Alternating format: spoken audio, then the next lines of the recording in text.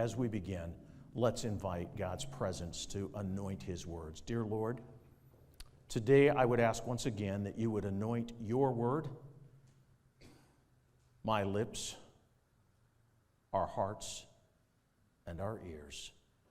May we see Jesus. In His precious name we pray.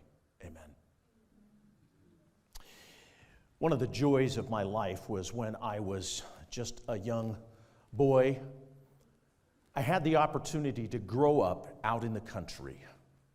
Country life, it was awesome. And I loved horses. If any of you have checked to see the meaning of the name Philip, you will know that it means lover of horses. And I have been a lover of horses ever since I was a child. And when we lived out in the country, I had opportunity to have horses, and we had several horses. And I loved to ride them, and I had opportunity to actually raise some horses from the time they were foals and actually break them. And then eventually, when I was 13 years old, my heart was broken when my parents moved to suburban Chicago, Illinois, and there were no more horses. But I remember this about the time with the horses. There were times that we used to pasture them out in a large field.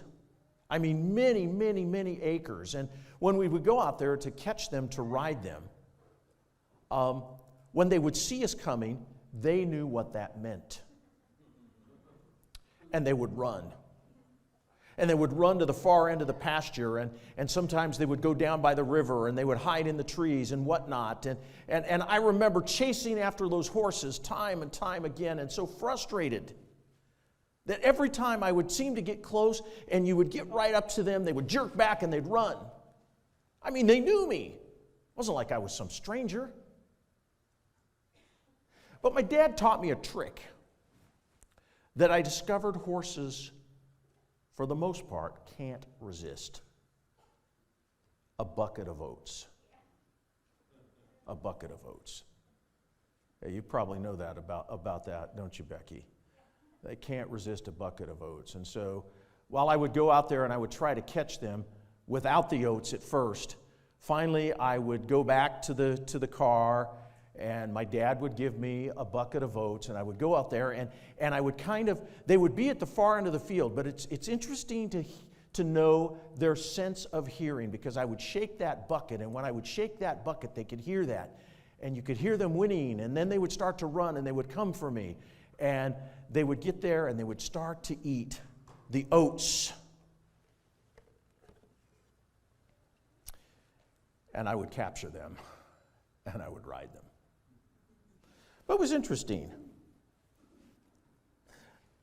The horses, without the oats, didn't respond to my lead. They wouldn't respond to my call. They knew their names, but they wouldn't come. In fact, they would run away. I don't have horses anymore, but I do have cats, and they're worse. And those of you who have cats know what I'm talking about. In 39 years of ministry, I've discovered that leading people can sometimes be equally as frustrating. The past several months, we've been following the journey of the children of Israel from Egypt to the Promised Land. And almost every story we've looked at contains grumbling, complaining, and discontentment on the part of God's people. I can only imagine how frustrating it was for Moses. I mean, just stop and think about it, folks. You hit the rewind button about and recall the stories that we've encountered up to this point in time. Almost every single story that we have dealt with centers around an issue of grumbling and complaining on the part of the Israelites on their journey to the Promised Land. Can you imagine how Moses must have felt about that? Well, Moses was a humble servant leader, anointed by God. As we'll see in our story today, Moses was human. And so with that, I'd invite you to open your Bibles, if you would, whether a hardbound copy of a Bible or if you have it on an app on your smartphone or whatever. Join me as we take a look at Numbers chapter 20. We're going to take a look at this story. It's just the first 13 verses. It's kind of not a real long story. Numbers chapter 20, beginning with verse 1 and going through verse 13. Then the children of Israel, the whole congregation, came into the wilderness of Zin in the first month, and the people stayed in Kadesh, and Miriam died there and was buried there. Well, they're kind of setting the stage as to where they're at. And just to give you some further perspective, biblical scholars believe that in the context of their journey to the Promised Land, this was actually took place not long before they were to enter the Promised Land. This was in the last year of their journey, the last year of their wilderness wanderings, and probably in the last months of their wilderness wanderings. And notice what happens here in verse 2. It says, "Now there was no water for the congregation, so they gathered together against Moses and Aaron." I find it interesting because, this wasn't the first time the children of Israel found themselves in a circumstance where they either didn't have food or didn't have water or whatever. And God always took care of their needs. And yet, here they are now. They gathered together, the Bible says, against Moses and Aaron. And the people contended with Moses and spoke, saying, "If only we had died when our brethren died before the Lord." Now, do you know what that refers to? It's interesting because biblical scholars trace this back in reference to the event, you remember we talked about recently, of Korah, Dathan, and Abiram? In fact, it was just last week we talked about the mutiny that they experienced there. And how God actually, because of that rebellion, destroyed Korah, Dathan, and Abiram when the ground opened up and swallowed them. And then the other 250 leaders, they were destroyed by fire, and then a plague came and destroyed another 14,000 people because of their rebellion. And notice what these people are saying now. "If only we had died when our brethren died before the Lord." In other words, we should have died with those people at the time of Korah, Dathan, and Abiram. And we'd have been better off than to die a slow, miserable death without water. Verse 4, "Why have you brought up the assembly of the Lord into this wilderness, that we and our animals should die here?" They're challenging Moses and Aaron. "And why have you made us come up out of Egypt to bring us to this evil place?" They're calling it an evil place, man. Remember when they were in Egypt, they thought Egypt was an evil place. I mean, they were grumbling and complaining about the fact that they had to make bricks, that they had to go, get their own straw eventually, and all this kind of stuff. And they were oppressed by the hand of Pharaoh, and they cried out to God. And God heard their grumbling, and heard their moaning, and heard their cries. But now they're saying this is an evil place, and why couldn't we go back to the promised land of Egypt?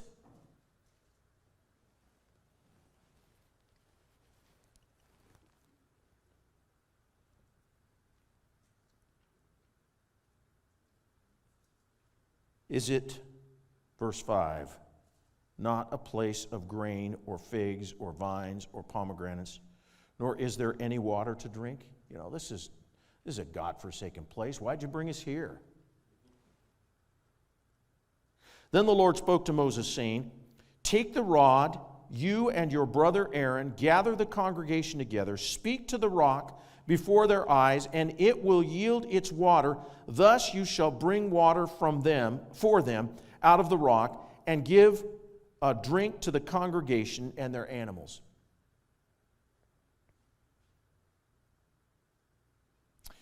It's interesting to discover that suddenly they find themselves without water. There are some biblical scholars that believe that the reason why this was the case was because they were literally weeks away from inhabiting the promised land. And so they were going to be moving on. And I think that the context suggests, and the biblical scholarship suggests, that God was testing these people once again. You see, most of them had died off. Their parents had died off. And when we covered Hard Rock Cafe 1.0 back in July, that involved the parents now of these people. And so now God is calling them and testing them. Hey, are you going to have the same experience that your fathers and your mothers had? They've all died off in the wilderness. And God was testing their faith, testing their resolution, testing their trust in Him. The water supply had stopped, and now they're crying out to God. But God tells them to speak to the rock, and it will bring water out. And they'll be able to give water to drink to the congregation and to the animals. So Moses took the rod from before the Lord as he commanded him.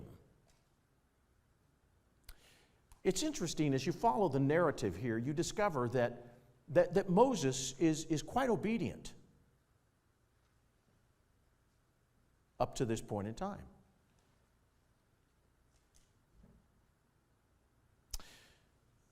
It says in verse 10, and Moses and Aaron gathered the assembly together before the rock. Actually, I wanted to go back, and I wanted to point out here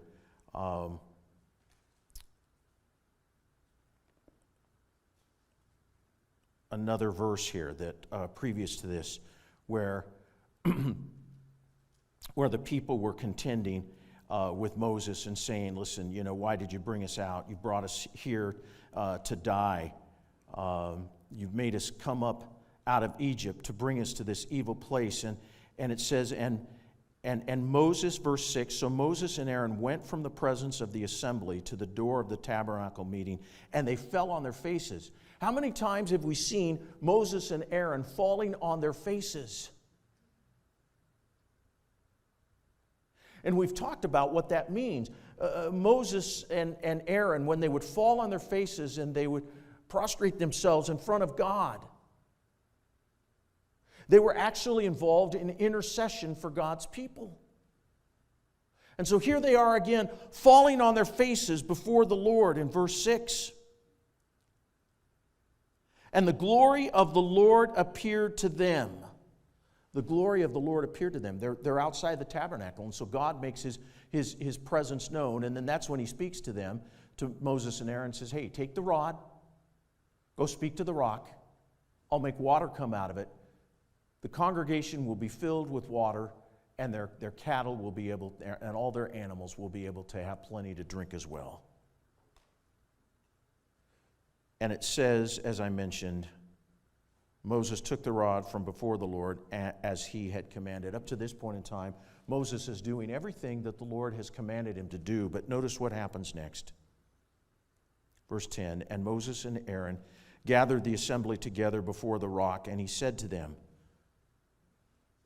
hear now, you rebels, must we bring water for you out of this rock? Stop and think about the words there. This is so uncharacteristic of Moses. I mean, we've seen him over the past 40 years. He's never acted this way before. And now suddenly, he's kind of at his wit's end, and he says, hear now, you rebels. He calls them rebels. It's interesting that he's actually using a phrase that God has used. God has called them rebels. God has told Moses in many times in the past, hey, step out of the way, remember, and I will destroy this bunch of rebels. But now Moses is calling them rebels. Hear now, you rebels, must we bring water out of the rock?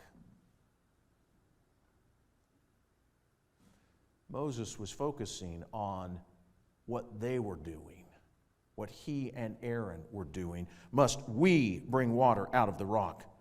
Verse 11, then Moses lifted his hand and struck the rock twice with his rod, and water came out abundantly, and the congregation and their animals drank. Whoa, wait a second. That wasn't what God told him to do. God told him to take his rod, yes, but not to use his rod. He told him to speak to the rock.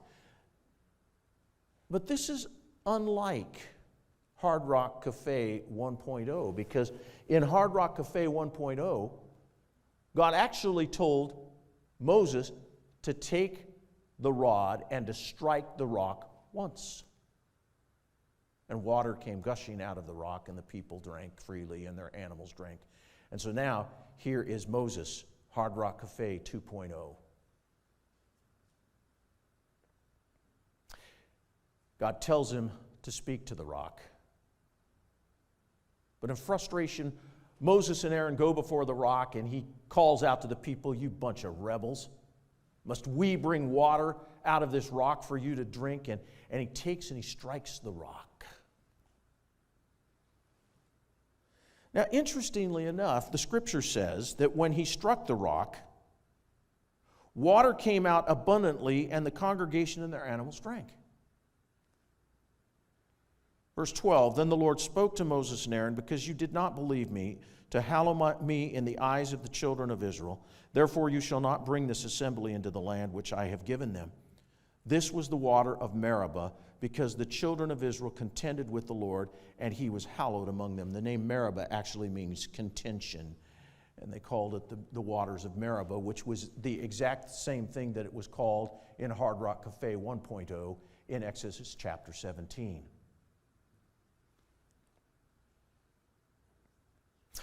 So here's a question. If Moses and Aaron did not follow the instructions of God, why did God let water come out of the rock anyway? It says it flowed abundantly. Why did God even allow that to happen? I think there are many things that we can learn, many lessons that we can learn from this story. And so in order to perhaps answer some of these questions, let's take a look at some of the lessons from this story.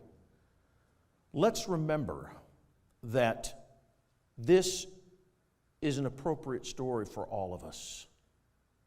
I mean, we can look and we can say, yeah, this story seems to be primarily focused on Moses and Aaron in their leadership role, but really it has something to say for all of us.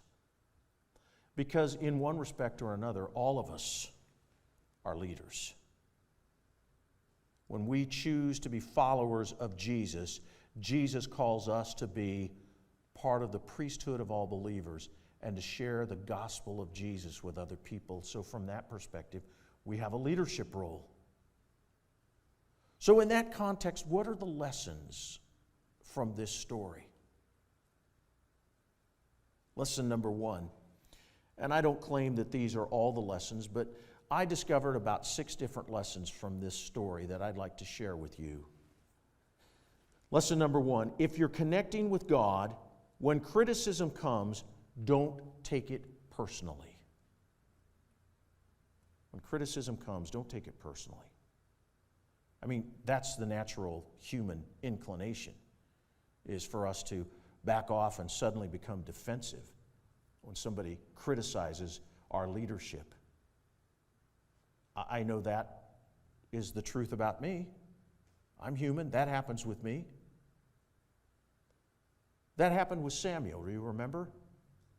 People didn't like Samuel's leadership. He was the high priest. He was the prophet of Israel. They didn't like his leadership. They wanted something else. You remember what they wanted? What did they want? They want a king. And so God told him, go ahead and anoint them a king. They pressed so hard for this. Go ahead and anoint them a king. And God told Samuel something interesting. Samuel, you need to understand, they are not rejecting you, they are rejecting me. They're rejecting me. If you're connecting with God when criticism comes, now notice I say, if you're connecting with God. If. When criticism comes, don't take it personally. You're not being rejected, God is. I can think of many times in my life and in my ministry when I've been presenting the gospel to people, and I come to a crucial place with them, and suddenly they seem to reject the truths of God's word that I'm sharing, and they back off. I've had to come to understand that they are, in essence, not rejecting me. They're rejecting the word of God. Don't take it personally. Lesson number 2, when you face overwhelming challenges, don't rely on yourself, rely on the Lord. I love this quotation from the book Prophets and Kings by Ellen White, and you've heard me share it before, but it's, again, so appropriate here. Prophets and Kings, page 174 and 175. She says, to wait patiently, to trust when everything looks dark is the lesson that the leaders in God's work need to learn. Heaven will not fail them in their day of adversity. Nothing is apparently more helpless, yet really more invincible than the soul that feels its nothingness and relies wholly on God. Lesson number 3,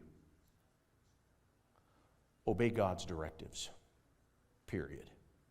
Obey God's directives. He sees the end from the beginning, and He knows what's best for us, and that's why He gives us the instruction He does. And yet so often we rebel against God's directives and think we have a better plan. Sometimes we argue with God and say, no, God, I think that I can handle this on my own.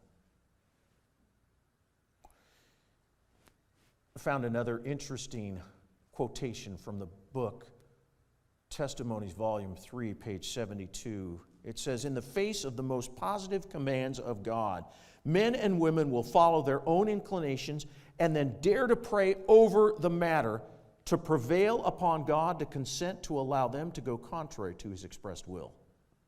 Do you hear that?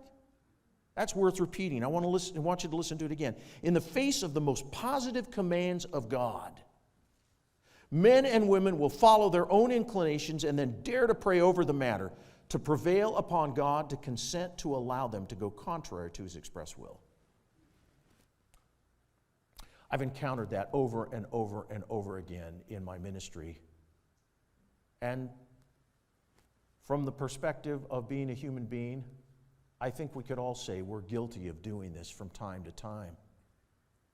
But I have seen people over and over and over again try to justify what they're doing when it is the express violation of God's will, and try to justify it.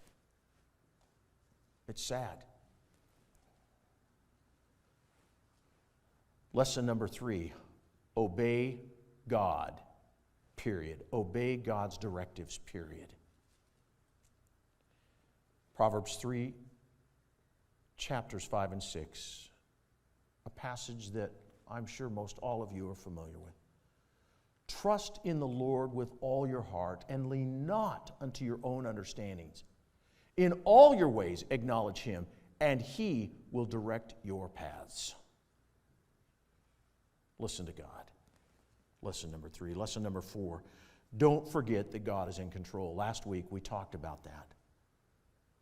And many of these stories in the journey from Egypt to Canaan, the bottom line message is that God is in control. God is on the throne. He is sovereign.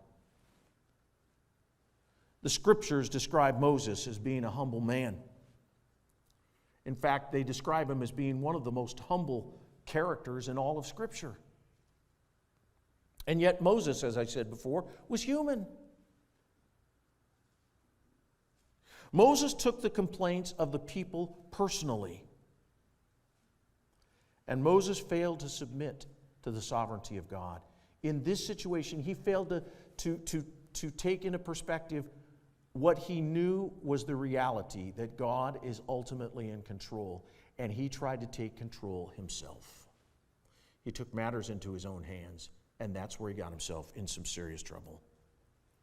Lesson number 5. While God is always willing to extend us grace, there are consequences to our actions and our disobedience. While God is always willing to extend grace, there are consequences to our actions and our disobedience. Moses and Aaron weren't allowed to lead God's people into the promised land because of what they did. Doesn't that seem a bit harsh? I mean, when you consider the life of Moses and all that he went through, his 40 years in the wilderness there as God was training him up before he even went to Pharaoh and asked Pharaoh to let his people go. And now 40 more years. He spent 80 years of his life serving God. And just because of this one little deed, God is going to keep him out of the promised land, of leading his people into the promised land. I mean, doesn't that seem a bit harsh? That's the way we often look at it as human beings. But there's something that we need to understand. If God had ignored what Moses did, what would be the implications? If God hadn't responded to the disobedience of Moses and Aaron, God could have been accused of a double standard. Because look at all the stories we've addressed thus far in the journey from Egypt to Canaan. And we can see how God, when the people grumbled and complained and they challenged God, when they even did stuff that was insulting to God, when they violated His commandments, like right when Moses came down off the mountain with the Ten Commandment law, they had made a golden image of a calf and they were dancing around it and worshiping it.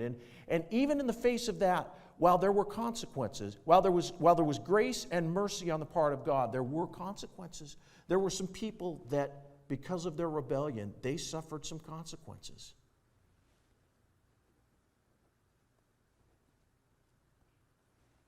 And sometimes we'd like to think of God's grace and mercy, meaning that we don't have to experience the consequences, but that isn't the way it goes. Because if God just blinked at it and let it go, what would it say to the whole question of His justice? Because His justice is at stake. That's what's at stake in the great controversy between Christ and Satan. And while He's willing to extend mercy and grace to us, He's a God of justice, and He expects us to be obedient to Him. Lesson number 6. And this is perhaps one of the biggest lessons of all. Something that we need to remember. And it's for this reason that what Moses and Aaron did, and particularly Moses by striking the rock, why it was unconscionable. Because Jesus is the rock. And Jesus is the water. And what Moses did was insulting to God. Listen to 1 Corinthians chapter 10, verses 1 through 4, what the Apostle Paul says. He says, "Moreover, brethren, I do not want you to be unaware that all our fathers were under the cloud." He's talking about the journey to the promised land. All our fathers were under the cloud, and they passed through the sea. All were baptized into Moses in the cloud and in the sea. All ate the same spiritual food, and all drank the same spiritual drink, for they drank of the spiritual rock that followed them. And that rock was Christ. The Apostle Paul says. That rock was Christ. And so when Moses struck the rock, he was actually striking Jesus. He was insulting God's commands. Jesus is the rock, but Jesus is also the water. I love that story of John chapter 4. You remember when Jesus met the woman at the well, and he's having conversation with her, and he asks her to get him some water, and she doesn't have any way to get it up. And then he says to her, "Listen, if you knew who I was, you'd ask, and I would give you living water." In fact, this is what it says, John chapter 4 and verse 10. "If you knew the gift of God and who it is who says to you, 'Give me drink,' you would ask him, and he would give you living water." Jesus is the rock, but Jesus is the water. And then in John chapter 7, verses 37 and 38, Jesus says, "If anyone thirsts, let him come to me and drink. He who believes in me, as the Scripture has said, out of his heart will flow rivers of living water." Jesus invites us to come to the rock and receive the water of everlasting life. And then I love this passage of Scripture, again written by the Apostle John in the book of Revelation, chapter 22 and verse 17. And the Spirit and the bride say, "Come." And let him who hears come, and let him who thirsts come. Whoever desires, let him take the water of life freely. What Moses did there at the rock somehow eclipsed the reality that God was trying to get across to his people, that he is the rock, that he is the water, the everlasting life.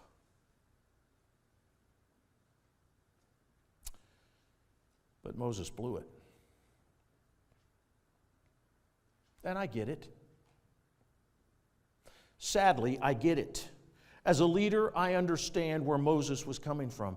Sometimes the temptation to strike the rock is strong and overwhelming.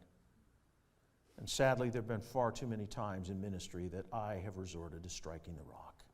And every time I have, God has rebuked me for doing so.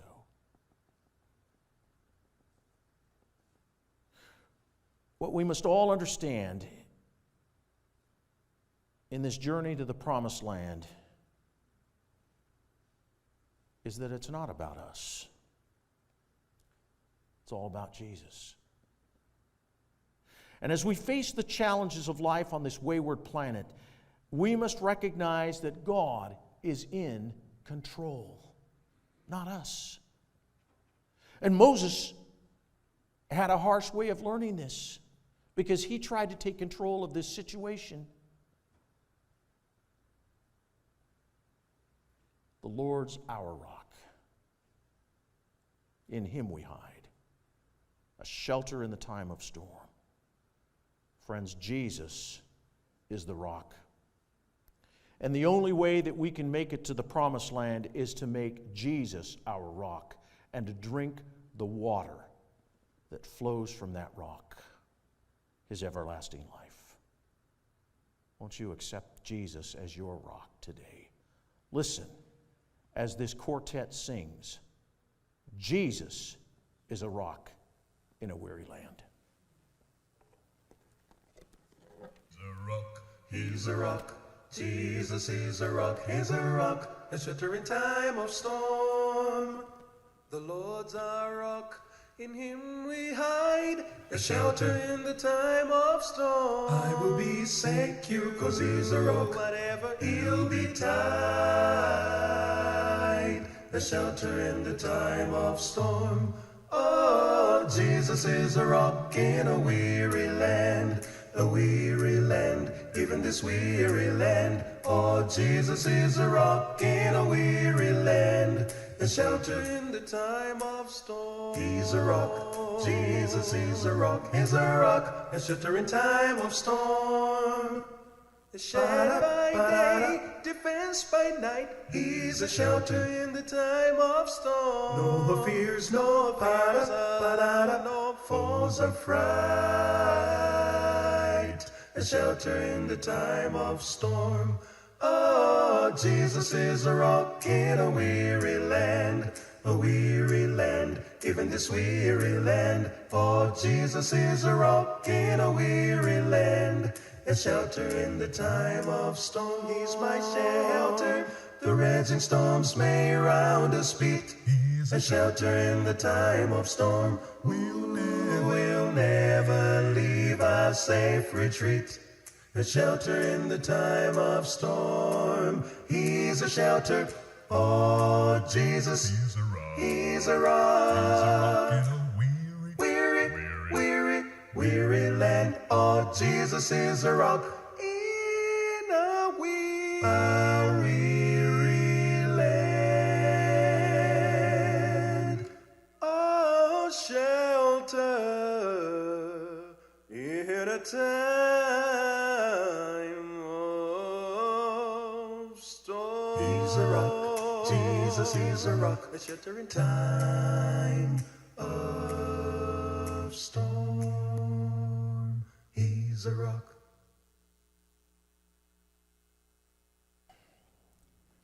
We are so grateful, Lord, that you are our rock in this weary land. And we thank you that as we come to that rock, that you will give us freely of the water of life. We long for that day, Lord, when the trials and troubles of life on this earth will be over and we can spend all eternity with Jesus, the rock. May our eyes ever be focused on you until that grand and glorious day when we see you face to face, is our prayer in Christ's name. Amen.